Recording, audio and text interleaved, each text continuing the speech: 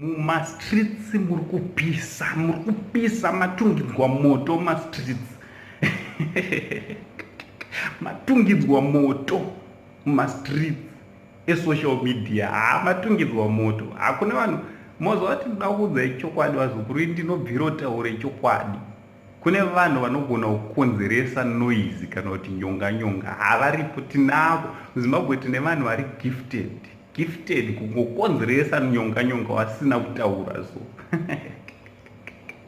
right inzwaika kana ungasati wasubscribe to this channel I kindly ask you kuti muzukuru hapana chekumirira panapa ndopamba pedu musha wenyu vazukuru so vandudza musha unoyu nekusubscribe to this channel. Also don't forget to put your notification bell kuti whenever patino upload a video you'll be notified.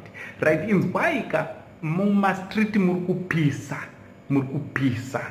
right ndisandataura nyaya yangu I just want to acknowledge muzukuru wangu nevazukuru vangu vese andi munondipotawo muchindiudzawo vazukuru right ndine muzukuru wangu anonzi Busisiwe Gwatidzo right he is a frontliner muhealth sector so she's doing great job especially nowadays muzva zvinhu zvamira sei so a big shout out to you muzukuru and also to all the doctors and nurses, all the people working in the health sector, a big shout out to you.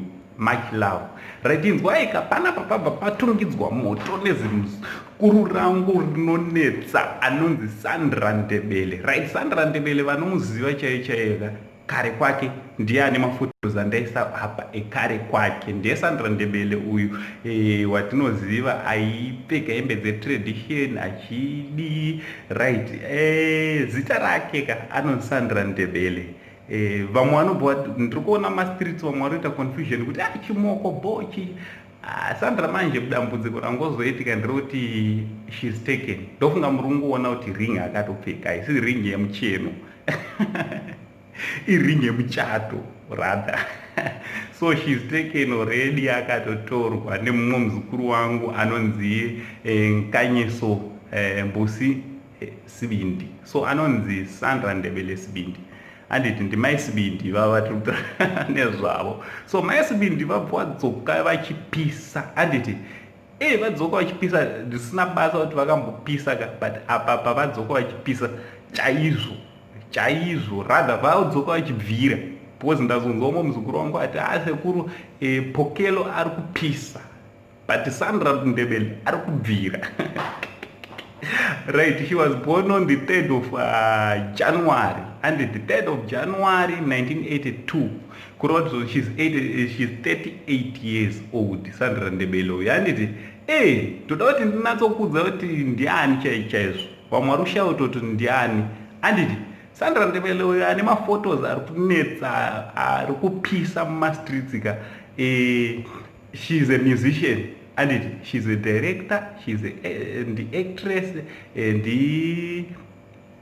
she's a dancer, she's an artist in general. And musikana uyu manje akaperforma at international level national level. Pa national level vairwa magala pachipisa akaishare mastage na Tongai Moyo akashare stage ne the likes of our legend Alec Macheso, Nicholas Zakaria, the likes of Albert Nyati, the likes of Comrade Kings. Vanozivana vanotomuziva kutoti tine musikana Oliver Mtukudzi so musikana uyu akapisa what happened ndezvokudaiwo Sandra she's not that old but akatanga music achiri mudiki akapinda muindustry she was still very young muongozwa vana vechisikana kuti akangosvikawo 16 years ka body inenge yatodi inenge yatokura so she's not old akaiperformawo kunyika dzakasiyana she was in Russia, she was in Canada, she was in the United Kingdom, Japan, kwese kwana Dubai ana India akasvika kwese koko nekuperforma so she is not a new person in this industry, she is not a new person anditi inyaya chete kuti anga ambonyarara ndizvo zvaari kutopromisa kutoti sekuru ndiri kudzoka nemakolabha andiri kudzoka nawo anenge ane ma-international musicians from vamwewo from west africa kupi haana kuzonatsodisplay ake ndeanani. So watch out for something zviri kuwinzwa naSandra Ndebele. Tatiti betangouya tizokuudzai vazukuru tisu nasekuru tine mafairi achona. So Sandra Ndebele uyuka zvakamboita kumashuroko kune maskandara akawanda aitaurwa zita rake. Kune maskandara akawanda. This mother of 3, she's having 3 kids. Pane manyaya dzakawanda dzakambotaurwa zvisinei zvadzona dzisina basa ende handisi kuda kudzitaura, asi hakune skandari dzakamboitwa mumashuroko paakazomboti pane nyaya dzakati dzanga dzaitika. But I'm very happy because she's now back. Right, in Gwaika, Sandra ari kutaura achiti problem yatinayo maZimbabweans, we support much vana Beyonce. Beyonce akanzi atouya yainzi Sheraton Hotel, kuSheraton hanzi munobhadhira $100 and tikaizadza kuti mako, and it's not a lie.